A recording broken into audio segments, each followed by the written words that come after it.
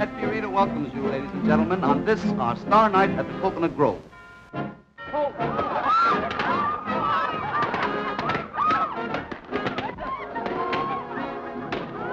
In 2006, the historic Ambassador Hotel, home to the famous Coconut Grove and the site of Robert F. Kennedy's assassination, was demolished.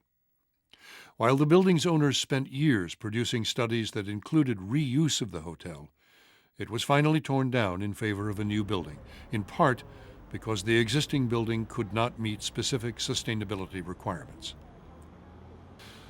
The goal to create environmentally sustainable buildings is central to conserving precious natural resources. But despite good intentions, is demolition the most sustainable option? Or might it be true that the greenest building is the one that's already there?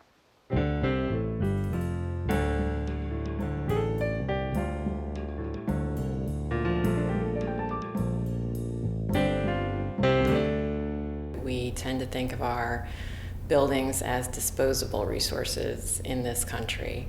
The Brookings Institution published a study a couple of years back that estimated that about 82 billion square feet will be demolished and rebuilt between now and 2030, which is an absolutely staggering figure, particularly when you stop to think about the tremendous amount of resources, natural resources, that go into constructing everything we see around us. Our buildings have a tremendous impact on the environment, both in terms of the construction of them and then the operation of them. There is the sense, however, that a green building is a new building and that older buildings can't be green.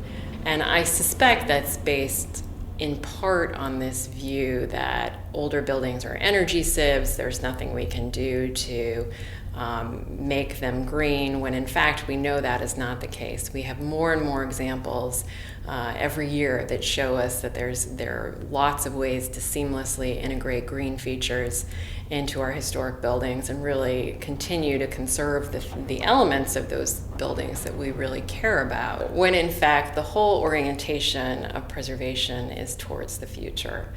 At its core, we are trying to conserve resources so they're available to our future generations, which is the very definition of sustainability. But are preservation and sustainability actually linked? At a glance, one is a movement to preserve America's built heritage, while the other, on the surface, seeks to preserve our environmental heritage. Does stewardship of one automatically lead to stewardship of the other? And if so, how? Both movements started as a reaction against the negative impact of the Industrial Revolution. During the mid-19th century, philosophers and artisans in England began questioning the economic and social impact of industrialization on England's working class. At the same time, 6,000 miles away, a well-to-do Southern socialite's letter to a local newspaper sparked a nationwide women's movement to support the restoration of Mount Vernon, Washington's home on the Potomac. After the Civil War, saving structures deemed nationally important became symbolically patriotic. Caring for buildings of the past provided restoration to a war-torn country. By this time, those speaking out against industrialization had developed the arts and crafts movement. Inspired by their English counterparts, craftsmen throughout America formed arts communities in reaction to society's ever-growing reliance on cheap, machine-made products. However, they did not recognize the impact industrialization had on nature itself. Instead, they celebrated nature in their work, which in turn romanticized nature in the eyes of their supporters.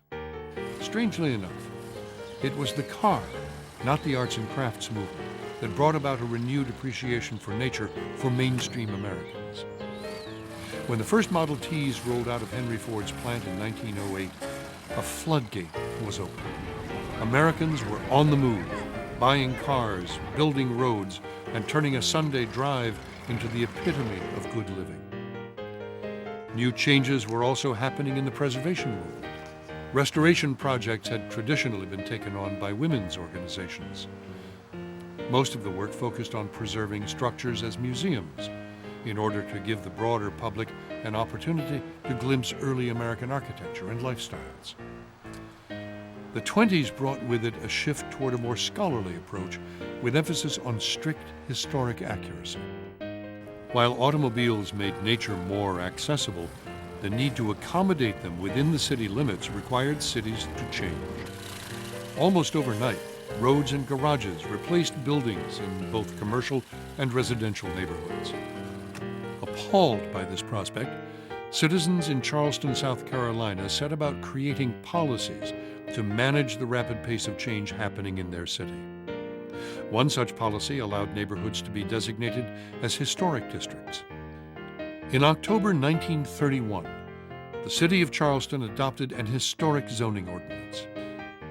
It was the first government entity in the nation to recognize historic buildings as positive economic and social components in a community. By the end of World War II, Americans wanted something new. After 15 years of depression and war, they were ready for a social and economic boom. Assembly line production fed Americans' insatiable appetites for new consumer products. All across America, urban renewal reflected the desire for modern lifestyles brought about by new technology and cheap materials.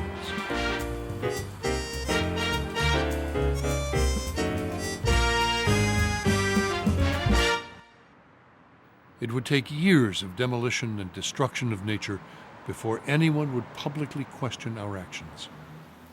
Then, in 1962, Rachel Carson published Silent Spring.